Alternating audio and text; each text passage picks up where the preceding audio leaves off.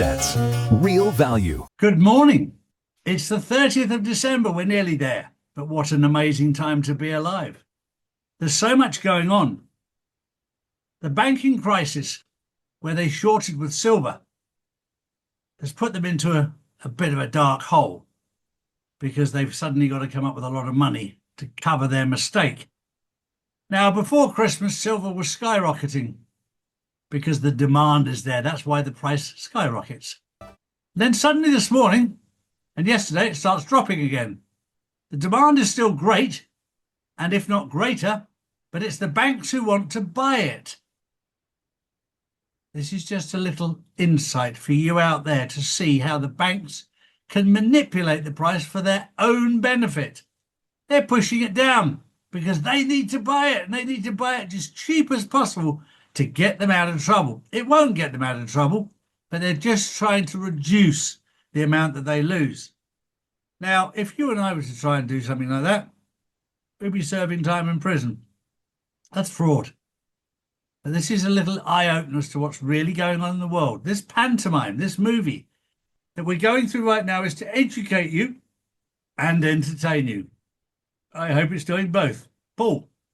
Good morning, everybody. Hello, Charlie. Well, my first story, US President Trump says he is very angry over a Ukrainian drone attack on Russian President Vladimir Putin's residence. According to Moscow, dozens of long-range drones were launched overnight but were intercepted. Trump said the incident came at a delicate moment and confirmed he discussed it directly with Putin. He also suggested his decision not to supply Ukraine with Tomahawk cruise missiles was the right one, warning that sending them would have dangerously escalated the conflict.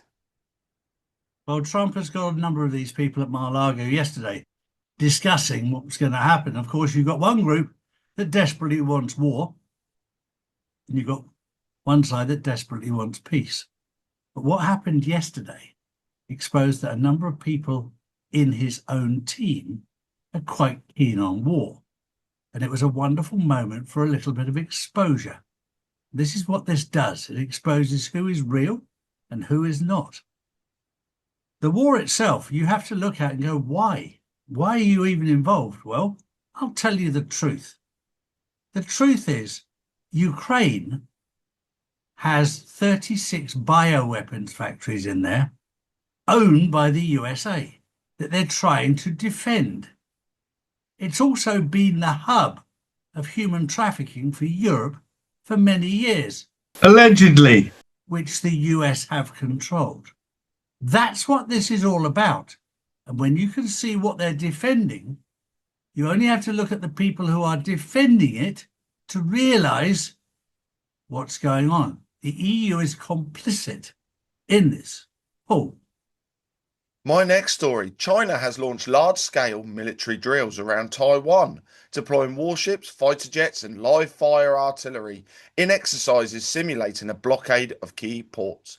Beijing says the drills, called Joint Sword, are about defending national sovereignty and countering outside interference. The move comes just days after the United States approved its largest ever weapons package for Taiwan. Well, this is all part of the distraction, and it's one of the most beautiful distractions that's just happened, where Russia has filed 14 cases in 14 different courts in different countries against the EU. This is an absolute masterclass on legal filings, because in this particular case, Russia only has to win one. Russia can win one and it's done. The EU has to win all 14 and will need 14 different teams in 14 different countries. And they've already virtually lost one of them in Switzerland. It was an absolute masterclass, and I've said this before.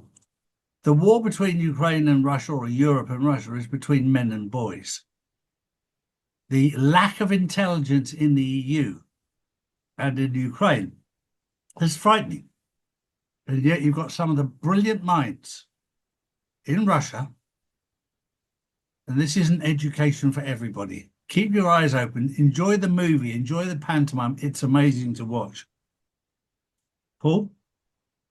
Well, Charlie, my next one. Minnesota Governor Tim Walz is facing growing scrutiny after an independent YouTuber released footage alleging more than $100 million in childcare and healthcare fraud. The video claims some state-funded centres were either inactive or appeared not to exist, despite receiving millions in public money. The footage has gone viral, prompting lawmakers and high-profile figures to demand investigations and accountability. Multiple state and federal agencies are now reviewing the allegations as the scandal continues to widen.